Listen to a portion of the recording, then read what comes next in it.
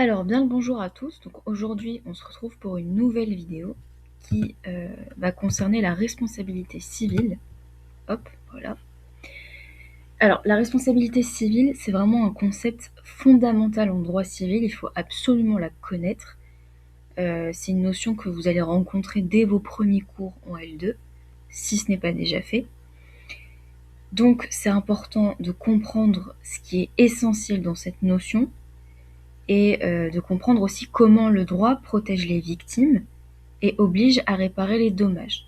Donc on va la décortiquer ensemble avec la définition, les conditions, un exemple concret pour que vous puissiez comprendre, et puis quand même quelques références juridiques importantes qu'il vous faut connaître absolument.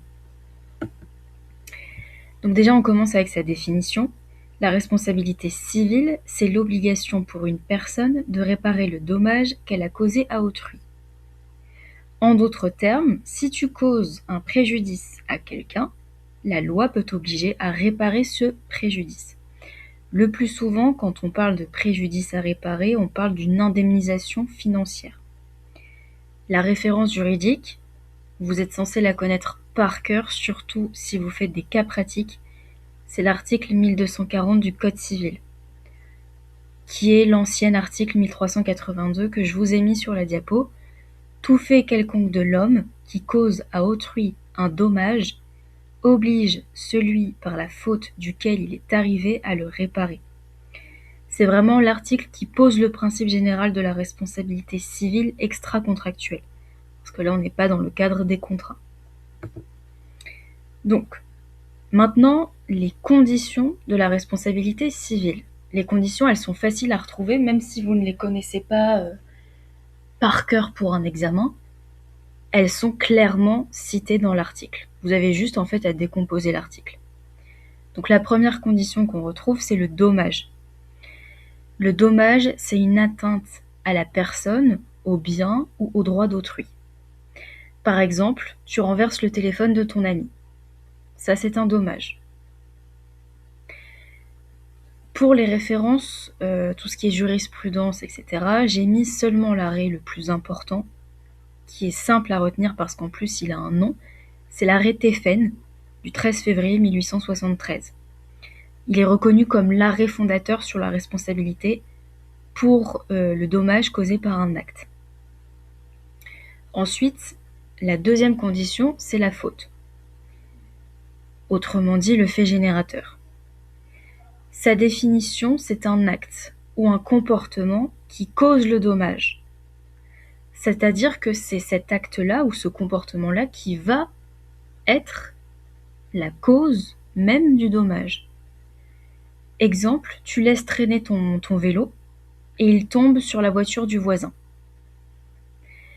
En référence jurisprudentielle, on a l'arrêt du 6 mai 1916, Compagnie Générale d'Éclairage de Bordeaux, qui a posé les bases du lien entre acte et dommage. Et ensuite, la troisième condition, qui lie le tout, j'ai envie de dire un petit peu comme une recette finalement, c'est le lien de causalité. Le lien de causalité, c'est lorsque le dommage doit être directement lié au fait générateur. C'est-à-dire que s'il n'y a pas de lien entre le dommage et la faute, dans ce cas-là, la responsabilité civile extra-contractuelle ne peut pas être engagée. Exemple, le téléphone qui est cassé parce qu'on l'a fait tomber est bien la cause de notre propre geste. C'est-à-dire que par exemple, dans le premier exemple que je vous avais donné pour le dommage, c'était par exemple moi, je fais tomber le téléphone de mon ami.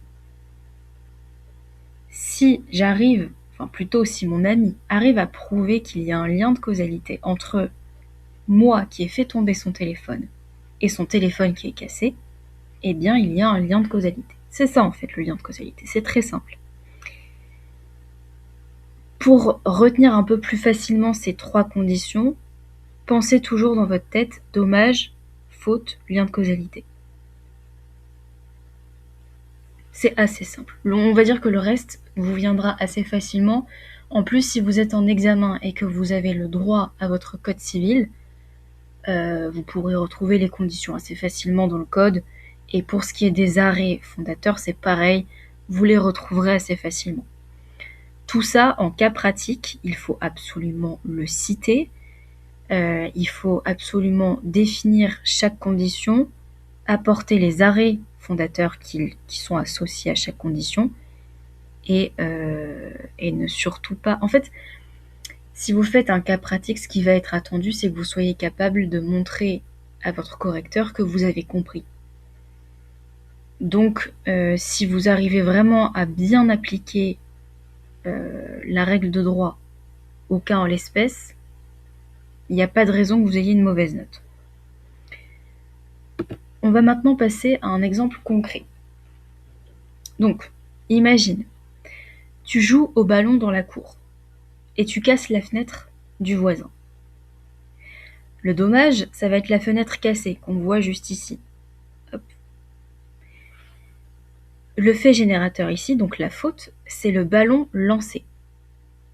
Le lien de causalité, c'est bien ton ballon qui a causé la casse. Dans ce cas, tu pourras être tenu de réparer le dommage en indemnisant ton voisin. C'est assez simple, c'est un exemple très enfantin, mais pourquoi faire compliqué quand on peut faire simple, j'ai envie de dire. Donc voilà, moi ça me semble assez simple. En plus, ce qui est bien avec la responsabilité civile extra-contractuelle, c'est que c'est assez concret en fait, on est loin de l'abstrait. On peut se servir facilement d'exemples comme ça de la vie de tous les jours pour essayer de comprendre les notions. Donc je trouve que c'est quand même un cours assez cool par rapport à d'autres cours qui peuvent faire un petit peu plus peur, par exemple en L2. Bon, peut-être que le droit administratif, par exemple, peut faire un peu plus peur parce que c'est peut-être un petit peu moins concret. Mais là, vraiment, la responsabilité civile, c'est quand même quelque chose qu'on voit dans la vie de tous les jours. Donc c'est pour ça que c'est utile aussi de le retenir, parce que ça peut vous servir aussi dans votre vie et pas seulement pour les cours.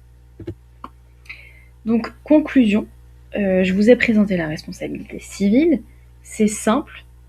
Pour la comprendre, il suffit juste de la décomposer. Dommage, fait générateur, lien de causalité.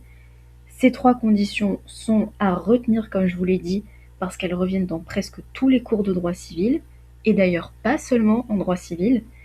En droit administratif, vous verrez que c'est des conditions qu'on peut revoir. Ça revient aussi dans tous les cas pratiques, donc voilà. Si cette vidéo vous a plu, n'hésitez pas à laisser un commentaire, à liker, à partager et à vous abonner si ce n'est pas encore fait, évidemment. Sur ce, je vous dis bonne soirée, bonne journée, ça dépend quand vous regarderez cette vidéo, et j'espère que vous avez passé de bonnes fêtes. Voilà, à bientôt!